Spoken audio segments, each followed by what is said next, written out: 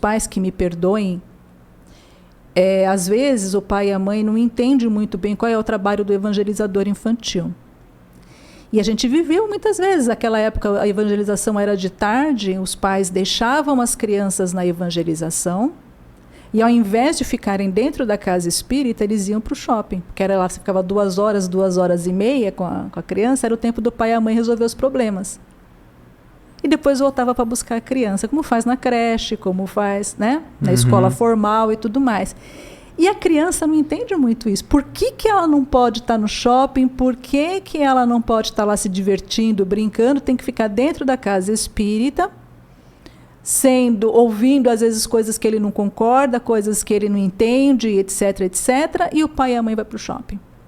Então tem muito a ver com o exemplo também. E às vezes quando o filho começa a entender muitas dinâmicas dentro de casa, né, que às vezes a pessoa aqui fora é uma coisa, dentro de casa é outra, é a hora que bate a revolta e ele não quer seguir. Mas eu acho que isso não acontece só dentro da casa espírita. Acontece na casa evangélica. Né? Acontece na casa evangélica, na igreja evangélica, em todos. Por quê? Porque o que ensina é o exemplo, não é a palavra. Sim. Então a gente tem que... Por isso que até muitas casas fazem no mesmo horário, né? Assim, a pessoa vai ver a palestra, as que podem já tem uma salinha, algum local para... Exatamente, para os pais estarem dando o exemplo. Então, porque daí isso também abre um precedente para quando você sai lá de dentro da casa espírita, e quando essa casa trabalha de uma forma com ensino sistematizado, eles podem, por exemplo, estar trabalhando os mesmos temas que trabalha com as crianças, trabalhar com os pais, só que numa outra linguagem. Por quê? Porque daí quando eles saírem de lá de dentro, eles têm o mesmo assunto para conversar. Interessante, hein? Entendeu? Para debater, para conversar. Então, você cria uma aproximação.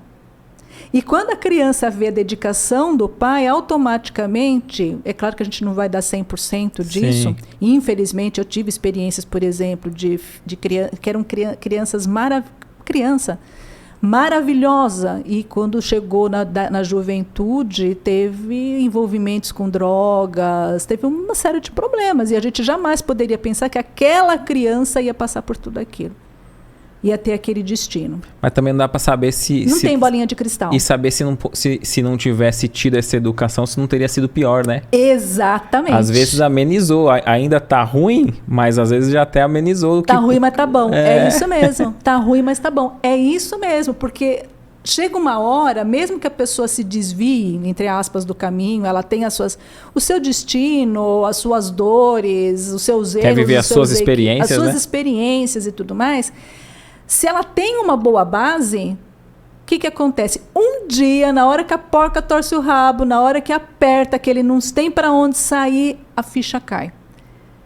Em algum momento, sabe? Eu acredito muito que a espiritualidade, inclusive, fica só esperando. Ela fica sentadinha ali do lado, só esperando. Fala, deixa. É agora, deixa que vai chegar a nossa vez. E aquela base que você conseguiu criar, construir na infância da criança e na adolescência, lá na frente, quando ela precisar, ela vai funcionar. E também aqueles que não têm esses desvios, que conseguem até seguir um caminho meio tradicional, quando ele chega com seus filhos e começa a ter os enfrentamentos, que muda de geração e tudo mais, aquela base lá atrás fortalece. Perfeito. Legal esse corte, né? Coloca aqui nos comentários o que você achou desse vídeo, sua opinião. E lembre-se de marcar aquele amigo querido que você sabe que vai se interessar por esse tema. Para você acompanhar o episódio completo, é só pesquisar Recomeçar Podcast Espírita. Se ficar alguma dúvida relacionada ao espiritismo, é natural. Procure ler as obras de Allan Kardec.